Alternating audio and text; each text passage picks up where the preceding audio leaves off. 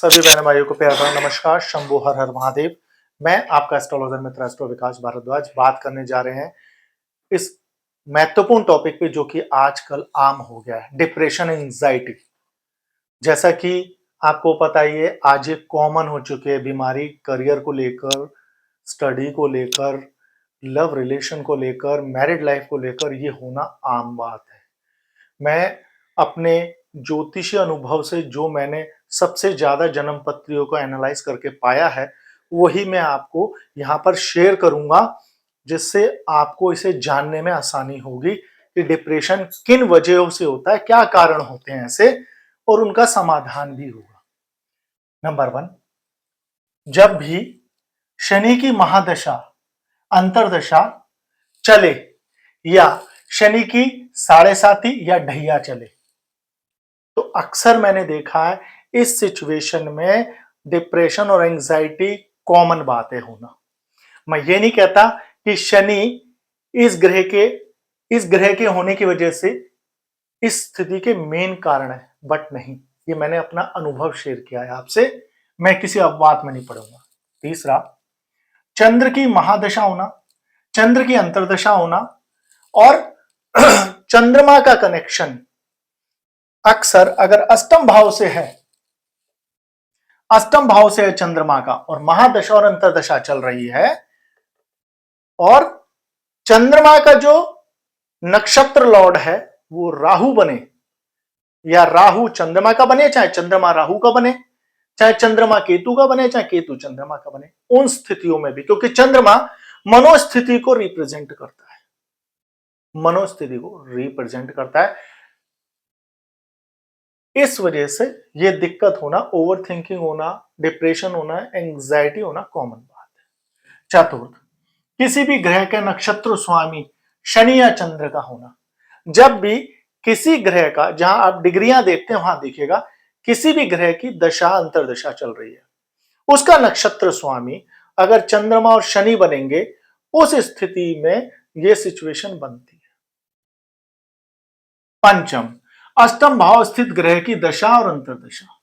यह अष्टम भाव है, इस अष्टम भाव में जो राशि है उसकी, और उस भाव में स्थित कोई भी ग्रह, और खासकर अगर चंद्र, बुध और शनि तीनों में से कोई भी हो, तो यह स्थिति होना भी स्वाभाविक है, अक्सर ऐसा पाया गया है।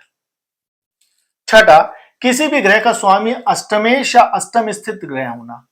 कोई भी ग्रह, मान लीजिए आपको मंगल की अंतर्दशा चल रही है, अब मंगल का नक्षत्र स्वामी चंद्र बना, शनि बना, यह स्वाभाविक है, और इन्हीं भाव में अगर वो ग्रह बैठे हैं तो पक्का ऐसा योग बनता है।